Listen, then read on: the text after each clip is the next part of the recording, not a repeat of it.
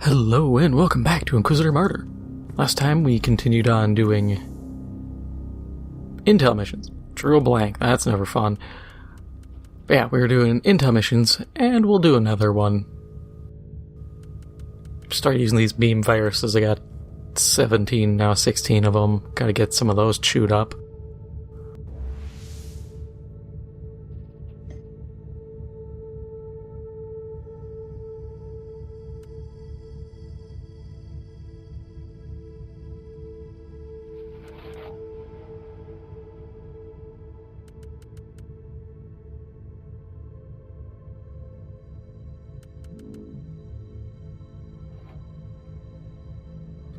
Yeah, I wasn't gonna play with that heat resist bonus they wanted to give me. That's not fun.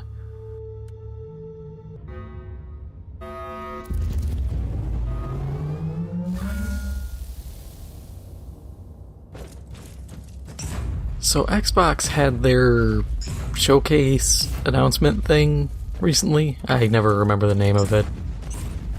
Everybody tries to make showing what games are coming up. They try to make it sound like it's some fancy thing when it's just like, dude, it's previews. Don't complicate things.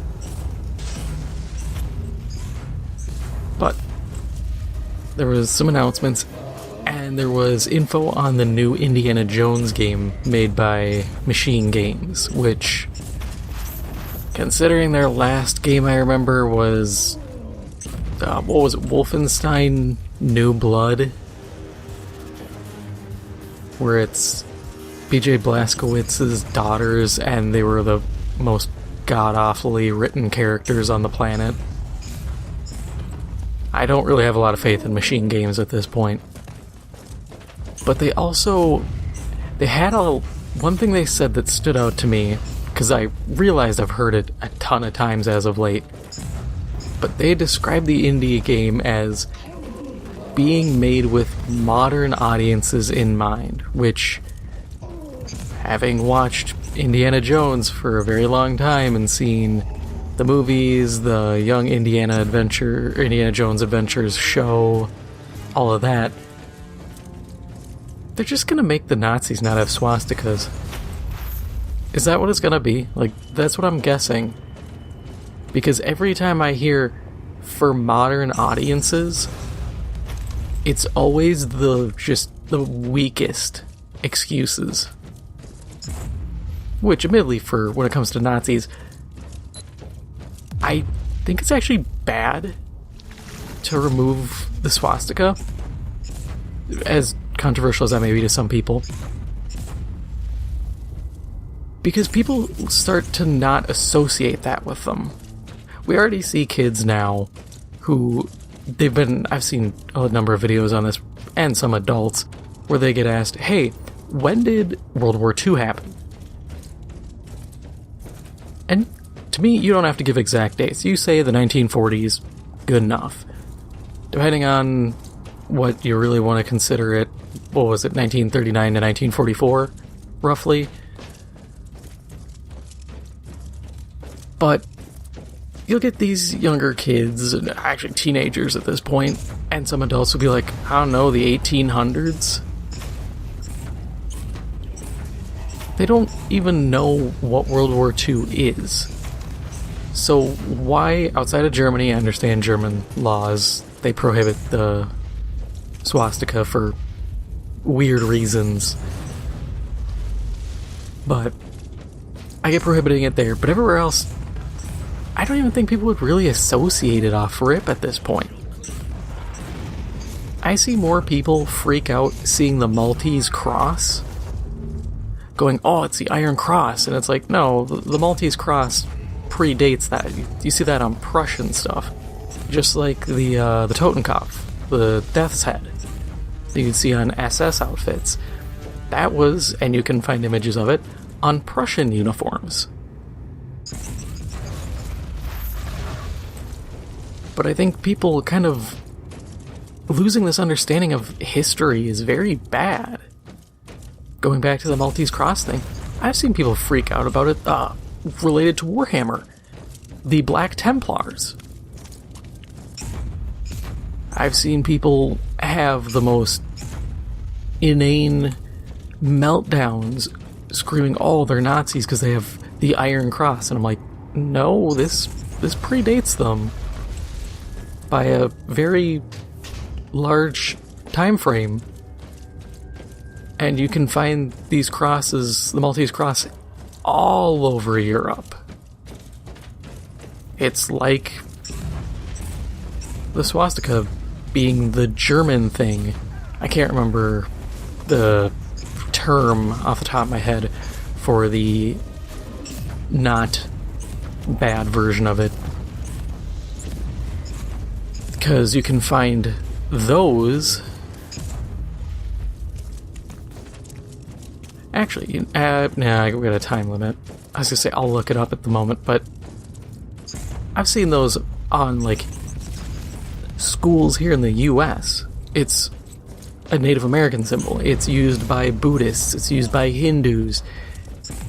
It's a couple lines. So naturally, a lot of people were going to come up with the same shape. But so it's this weird thing where a lot of this made for modern audiences seems like it's overly sensitive, or it's almost historical revisionism in a weird way. And I don't understand the methodology behind it or the thought process. I used to make the joke when it came to Germany banning like the swastika, being like, what are they, like werewolves where if they see it they'll just hulk out and start marching around? No. It was a symbol of a failed ideology. That's it.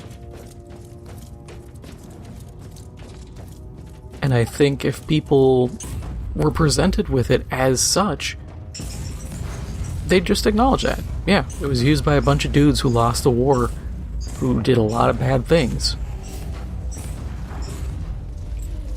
You just acknowledge it.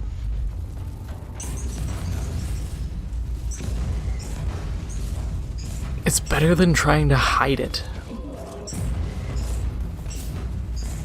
Because you can't hide these realities from people.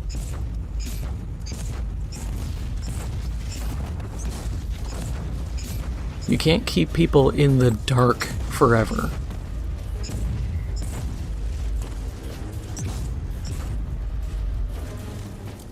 And every time I've seen because the main focus here is more of just the made for modern audiences bit, because I swear to God, that is the kiss of death for movies and games.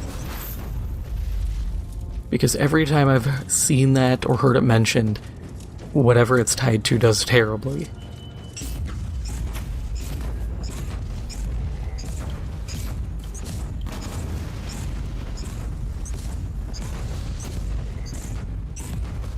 Or it's people who are so detached from whatever they're working on, they don't understand that the modern audience is currently there.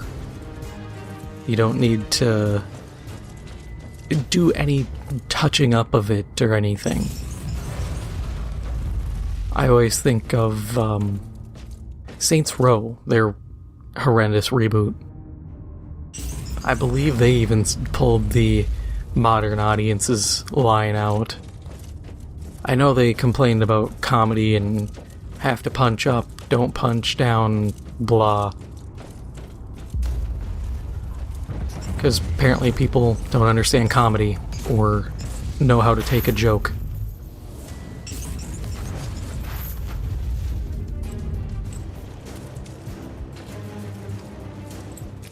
I mean, look at modern games journalism. Never seen a bigger group of overly sensitive people in my life. But it's all very peculiar. And you'd think somebody in these corporate structures would be able to put two and two together and go, wait, we get a lot of crap the second this gets mentioned, and you can pretty much track this. Maybe we shouldn't say this.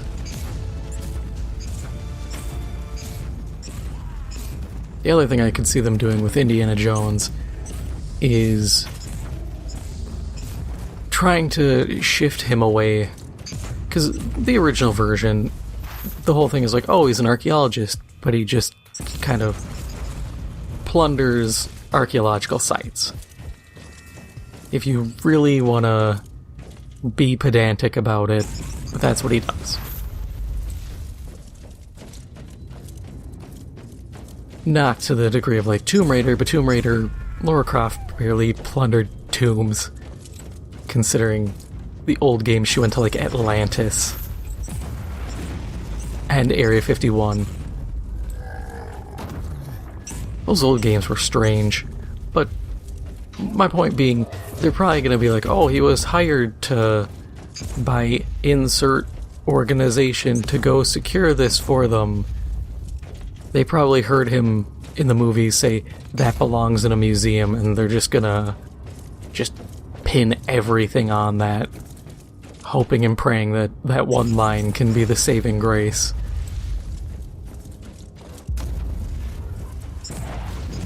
Even though, if we're being realistic, how he was depicted in the original movies for the time frame was accurate. A lot of archaeologists just kind of took stuff. Is it wrong? Yeah, it was.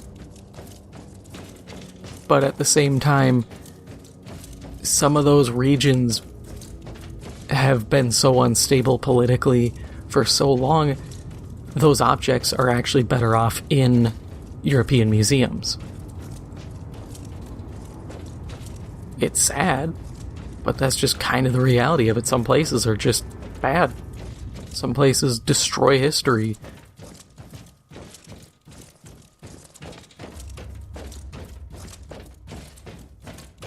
I think that happened... I know in Afghanistan they destroyed a bunch of ancient Buddha statues. In, I think, Syria? The Temple of Baal was destroyed in like 2014, 2015 by ISIS. I think during the Cultural Revolution and the Great Leap Forward in China, they destroyed a bunch of historical stuff. Because I know a lot of history and just general Chinese culture got the boot, and anything that's actual pre-communist China, like any culture, is now seen more as like kind of a tourist attraction. There are some groups of people who've retained some of their culture, but it's very much like a, hey, look at these backwards weirdos kind of approach, as opposed to, hey, this is our history, isn't it neat?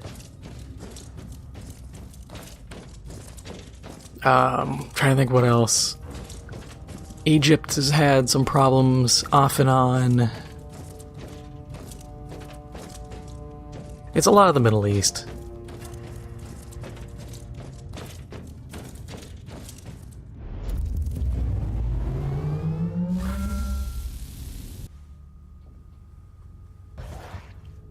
Hey, boss mission.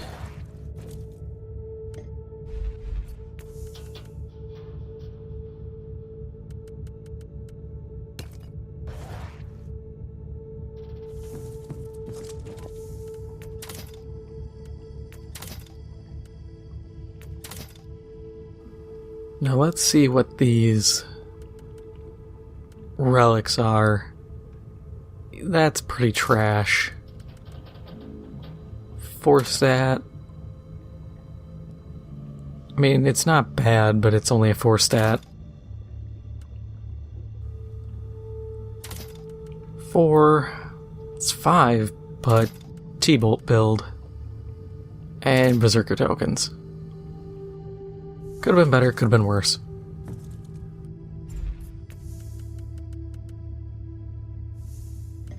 Now let's do that boss mission.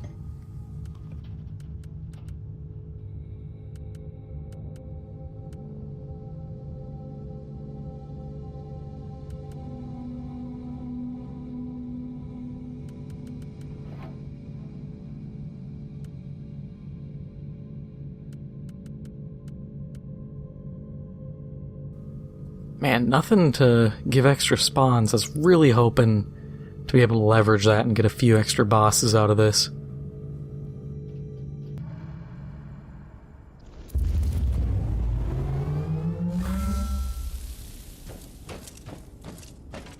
But going along with kind of the start of this whole discussion being the Microsoft announcement stuff, there was also the announcement that 343 Studios, the people for Halo, they're winding down support. They're switching from seasons to just updates for Halo Infinite, and they look to be working on future projects, which, considering they're literally the Halo studio, it's a new Halo game.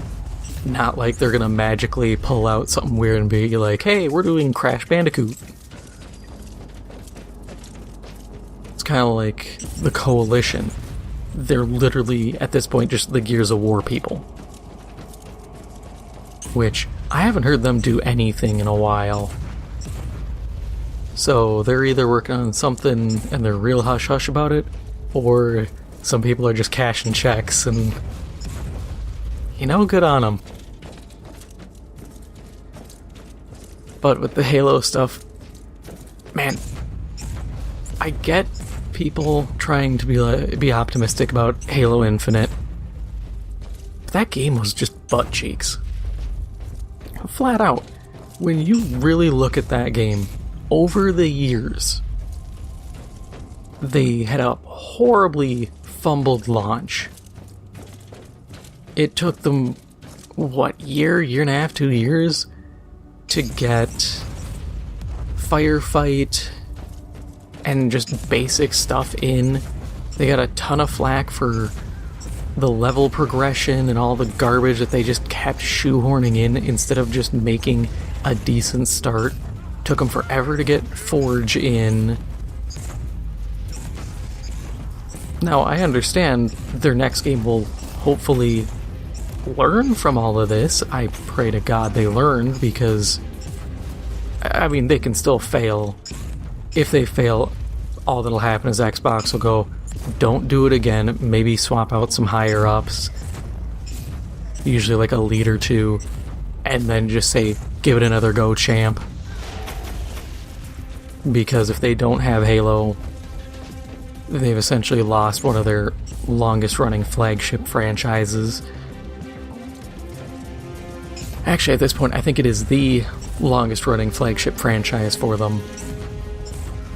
So they can't afford to lose it. I think they would rather just swallow a bunch of bad releases and the debt that comes with them than to actually just say, nah, we're out.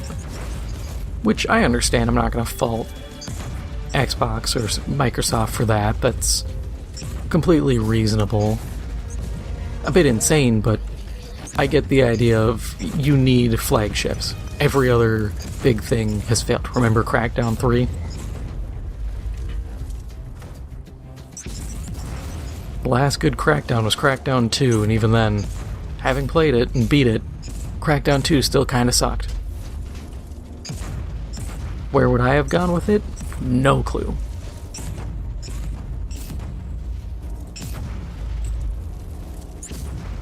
I think part of it is technical limitations of the 360, other part is just... it was you as, like, super cop, jumping around and gliding and driving vehicles and everything. It's like it wanted to be Infamous, but without superpowers, so you just had guns. But I digress. The stuff with Halo, it's disappointing, because I just don't understand where that franchise is going at this point. Because they introduced the Prometheans and the Created, which was Cortana hijacking a bunch of stuff and being like, hey, it's all mine now, we're gonna go stop war or something. And then Infinite came out, and they just turned around and said, nah, we wrote that out, they got blown up en route, the end. And to say it was a lackluster way of writing off a new enemy would be an understatement. it was, in my eyes, actually insulting. Part because as much as I just want, like, the classic enemies, I thought the Prometheans were cool. They just needed to be fleshed out. But instead we got Atriox, which, on one hand, hey, it's kind of going back to the Covenant, but it's not the Covenant. But it's kind of, which I'll accept. But then we still haven't gotten the Flood, and then at the end of Infinite, they decided to introduce a new enemy. And I'm sitting here just going, so are we ever getting the Flood again? Because that's all I liked. The Covenant were cool, but the Flood were fun.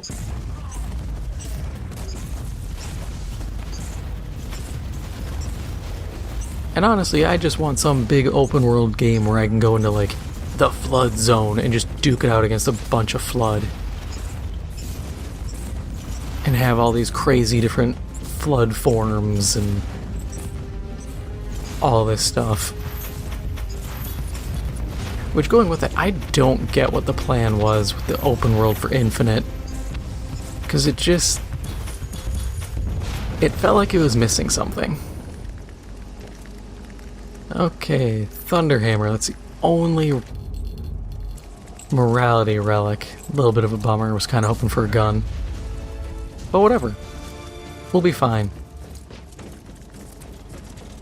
I did see some of the named Archeotech relics, which, I said before, this season is just really bad on their named ones. They've all just been really meh for this class, and I don't know if it's just because they're not meshing with my build, or if they're just genuinely kinda trash.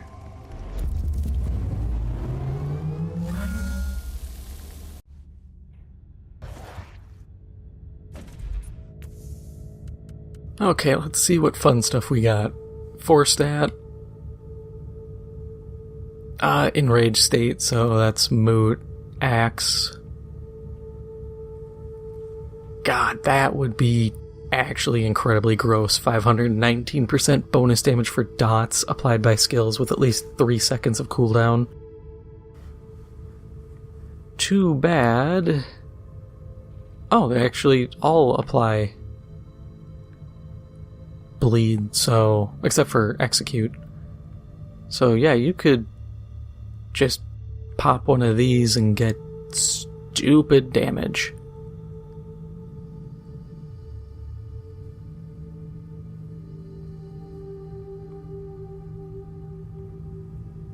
%80 of base damage, so 160 damage roughly per second for 3 seconds, and then 160, so you're looking at like 800 damage of a bleed dot. That's really good. It's just, I keep saying, I don't do melee, and unless it's like a 90 plus, this stuff's gonna get replaced super fast, so it's not really worth investing into at the moment. That one's not bad either, actually. With the basic attack, kind of the empowered version, that's pretty good.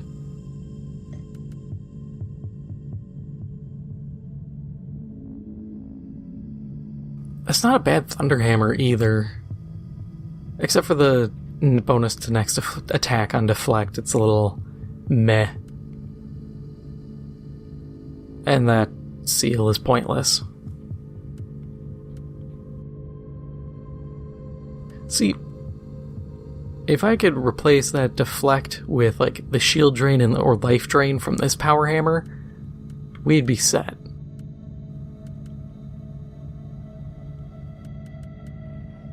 Because I'm all for having additional sustain on my builds.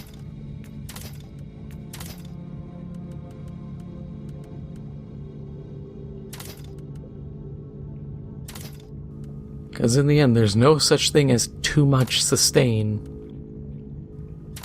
Unless, actually, I have to put the caveat, unless you are sacrificing survivability for sustain, in which case, why? You need to be able to take a hit to sustain out of it. But that is all for now. If you enjoyed this episode, make sure to hit the like button, it helps out the channel a lot, and if you haven't already, make sure to hit the subscribe button. Thank you for watching, and I'll see you in the next one.